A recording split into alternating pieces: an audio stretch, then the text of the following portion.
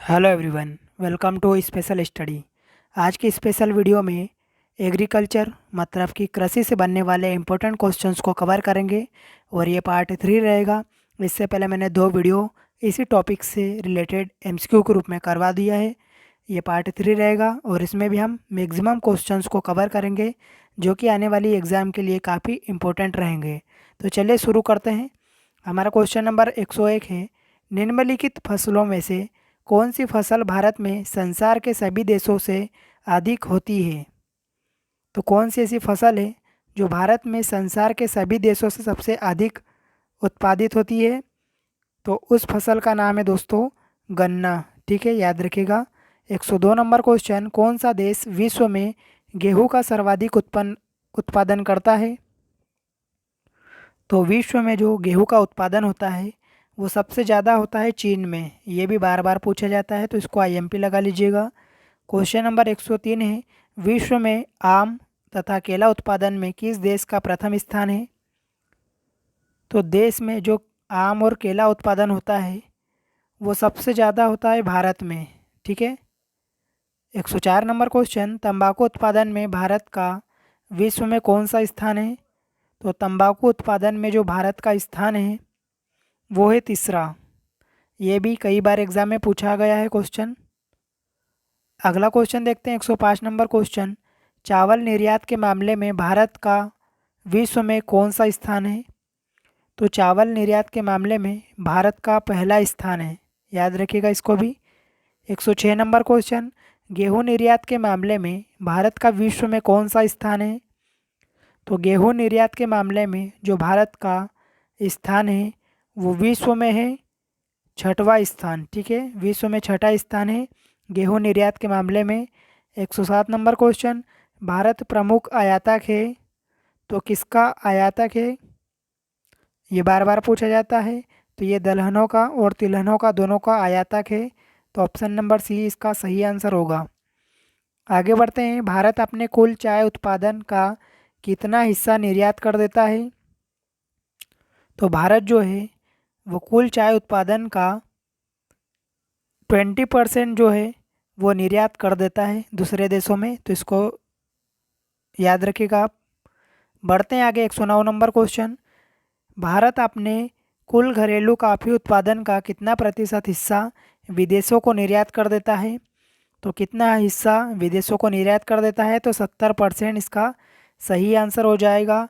110 number question है, विश्व में रबर उत्पादन में प्रथम स्थान किस देश का है। तो रबर उत्पादन में जो प्रथम स्थान है वो है थाईलैंड का। तो इसको भी आप याद रखिएगा। 111 नंबर क्वेश्चन, प्राकृतिक रबर के लिए देश की मांग का लगभग कितना प्रतिशत घरेलू उत्पादन से पूरा किया जाता है। तो कुल मांग का 97% जो हिस्सा है वो घरेलू उत्पादन से पूरा किया जाता है। आगे बढ़ते हैं। 112 नंबर क्वेश्चन है, विश्व में तंबाकू का सबसे बड़ा उत्पादक एवं उपभोक्ता राष्ट्र है। तो तंबाकू का जो सबसे बड़ा उत्पादक राज्य कहलाता है या सॉरी उत्पादक देश कहलाता है वो कौन सा देश कहलाता है। तो याद रखिएगा चीन इसका सही आंसर हो जाएगा। अगला क्वेश्चन, निम्नलिखित में से किस फसल की खेती भारत में सर्वाधिक क्षेत्रफल में होती है। तो भारत में सर्वाधिक क्षेत्रफल में कौन सी खेती की जाती है। तो याद रखिएगा जो धान धान की खेती है ये भारत के सर्वाधिक क्षेत्रफल में होती है। 114 नंबर क्वेश्चन है, विश्व में चीनी का सबसे बड़ा उत्पादक राष्ट्र है। तो चीनी का जो सबसे बड़ा उत्पादक राष्ट्र माना जाता है वो कौन सा माना जाता है, ब्राज़ील।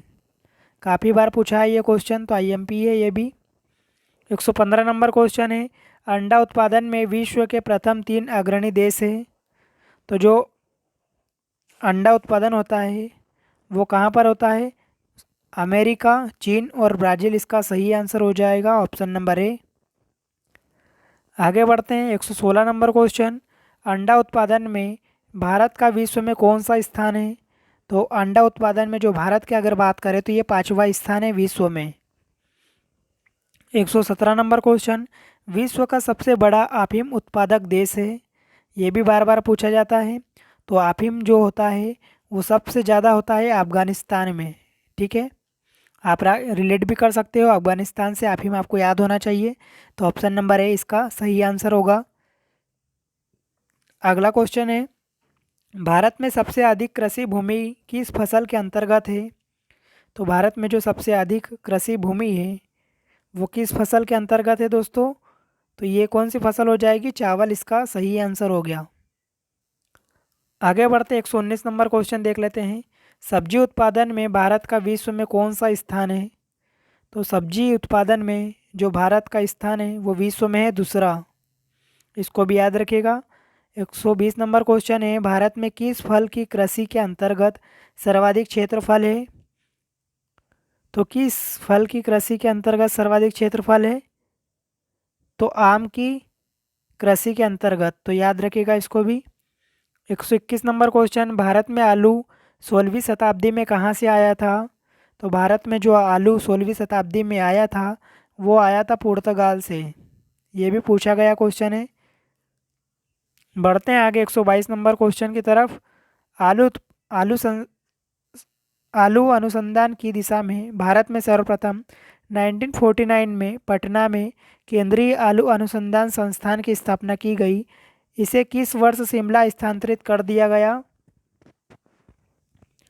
तो इसे 1956 में शिमला में स्थानांतरित कर दिया गया था। 123 नंबर क्वेश्चन है, भारत ने किसके उत्पादन में आत्मनिर्भरता प्राप्त कर ली है? तो किसके उत्पादन में आत्मनिर्भरता प्राप्त की है दोस्तों? तो याद रखिएगा खाद्यान्न के उत्पादन में। 124 नंबर क्वेश्चन, भारत में रबर की प्रति हेक्टेयर उपज है तो कितनी है प्रति हेक्टेयर उपज? तो याद रखिएगा 1143 kg इसका सही आंसर हो जाएगा। आगे देख लेते हैं 125 नंबर क्वेश्चन, भारत में प्राकृतिक रबर की मांग का कितना भाग घरेलू उत्पादन से पूरा किया जाता है? तो भारत में जो प्राकृतिक रबर की मांग का कितना हिस्सा करते हैं दोस्तों? तो याद रखिएगा 90% से भी अधिक हिस्सा घरेलू उत्पादन से पूरा किया जाता है। 126 नंबर क्वेश्चन है, भारत के कितने प्रतिशत भूमि पर वनों का विस्तार होता है? इम्पोर्टेंट क्वेश्चन लगा लीजिए, काफ़ी बार पूछा भी गया है ये क्वेश्चन। तो भारत के जो है 21.34% जो भूमि है उस पर वनों का विस्तार पाया जाता है। 127 नंबर क्वेश्चन है, भारत में कुल वन आधारित क्षेत्र है तो वन आधारित कुल क्षेत्र है तो कितना है? 7,01,673 वर्ग किलोमीटर। तो ऑप्शन नंबर जो डी दिया है इसका सही आंसर हो जाएगा।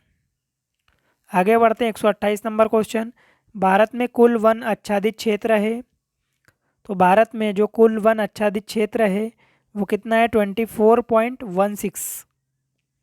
129 नंबर क्वेश्चन, देहरादून स्थित फॉरेस्ट सर्वे ऑफ इंडिया संस्थान द्वारा कितने वर्षों के अंतराल पर देश में वनों की स्थिति पर रिपोर्ट प्रकाशित की जाती है? तो कितने वर्षों के अंतराल पर की जाती है? तो याद रखिएगा 2 वर्षों के अंतराल पर। आगे बढ़ते हैं 130 नंबर क्वेश्चन है, नवीनतम रिपोर्ट के अनुसार देश में वन क्षेत्रों की दृष्टि से राज्यों का अवरोही क्रम है तो राज्यों का सही अवरोही क्रम हो जाएगा मध्य प्रदेश, अरुणाचल प्रदेश और छत्तीसगढ़। जो ऑप्शन नंबर ए दिया है इस क्वेश्चन का बिल्कुल सही आंसर होगा। 131 नंबर क्वेश्चन, राज्य के कुल भौगोलिक क्षेत्र के प्रतिशत के रूप में न्यूनतम वन क्षेत्र है तो न्यूनतम जो वन क्षेत्र है दोस्तों कितना है? हरियाणा इसका सही आंसर हो जाएगा। चलिए बढ़ते हैं आगे 132 नंबर क्वेश्चन है, राज्य के कुल भौगोलिक क्षेत्र के प्रतिशत के रूप में सर्वाधिक वन क्षेत्र है तो सर्वाधिक वन क्षेत्र जो है वो है मिजोरम का। इसको भी याद रखिएगा, पूछा जाता है बार बार। 133 नंबर क्वेश्चन है, केंद्र शासित प्रदेशों में सर्वाधिक वन क्षेत्र प्रतिशत पाया जाता है तो कहाँ पर पाया जाता है? अंडमान निकोबार द्वीप समूह में। तो ऑप्शन नंबर ए इसका सही आंसर हो जाएगा। 134 नंबर क्वेश्चन है, केंद्र शासित प्रदेशों में न्यूनतम प्रतिशत वन क्षेत्र पाया जाता है तो कहाँ पर पाया जाता है न्यूनतम प्रतिशत वन क्षेत्र? तो ये पाया जाता है लक्षद्वीप में, याद रखिएगा। बढ़ते हैं आगे। 135 नंबर क्वेश्चन है, भारत में चंदन की लकड़ी के सर्वाधिक वन कहाँ पाए जाते हैं?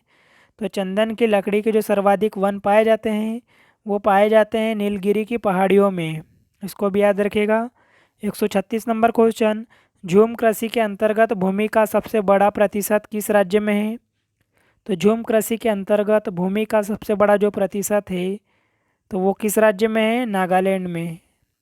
बार बार पूछा जाता है तो इसको आप याद रखिएगा। 137 नंबर क्वेश्चन, समर्थन मूल्य का क्या अर्थ है?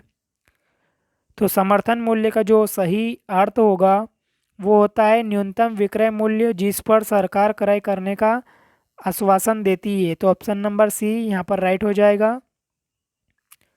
आगे बढ़ते हैं दोस्तों। 138 नंबर क्वेश्चन, कृषि उपज के लिए न्यूनतम समर्थन मूल्य की घोषणा की जाती है।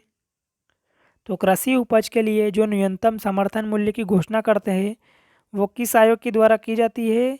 तो ये की जाती है कृषि लागत एवं मूल्य आयोग के द्वारा। तो ऑप्शन नंबर डी यहाँ पर राइट होगा। अगला क्वेश्चन, कृषि लागत एवं मूल्य आयोग कहाँ स्थित है?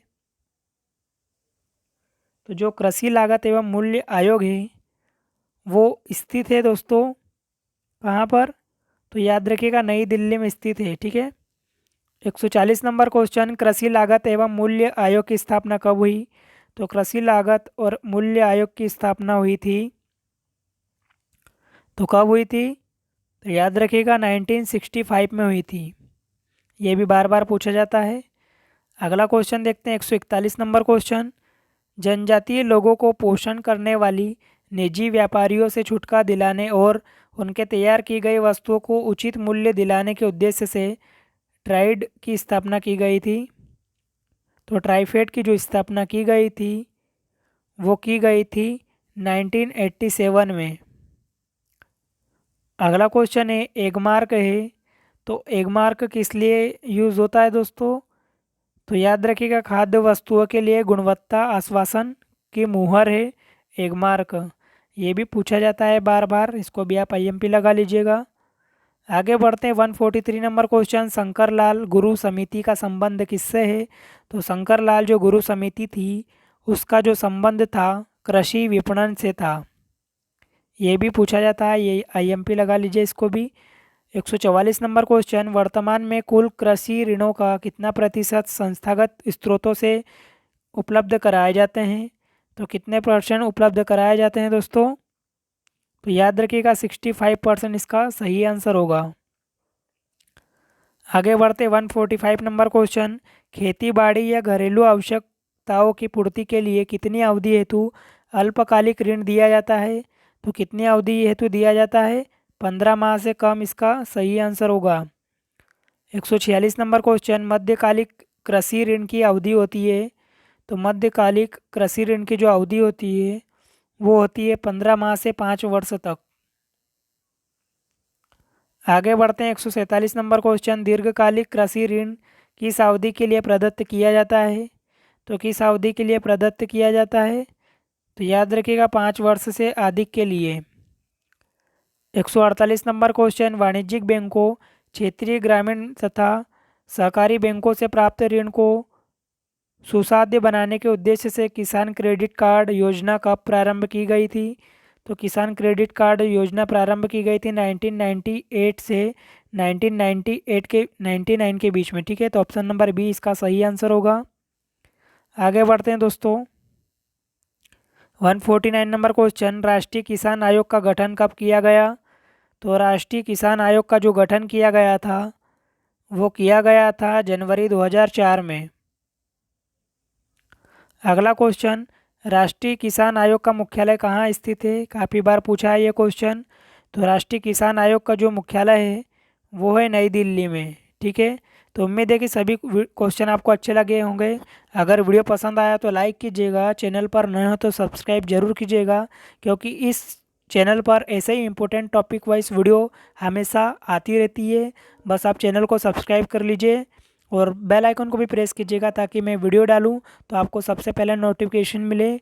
और दोस्तों इसके बाद एक और पार्ट आएगा और नेक्स्ट पार्ट में हम सारे क्वेश्चंस को कवर कर लेंगे। तो यही उम्मीद करूंगा कि आप चैनल को ज़रूर सब्सक्राइब करोगे, और आपने हमारे इंडियन जियोग्राफी और पॉलिटी के वीडियोस नहीं देखे हैं तो प्लेलिस्ट में जाकर उन वीडियोस को भी ज़रूर देखेगा, काफ़ी फ़ायदा होगा आपको जीके में। तो चलिए मिलते हैं इंपॉर्टेंट टॉपिक के साथ नेक्स्ट वीडियो में। जब तक के लिए जय हिंद, ऑल द बेस्ट।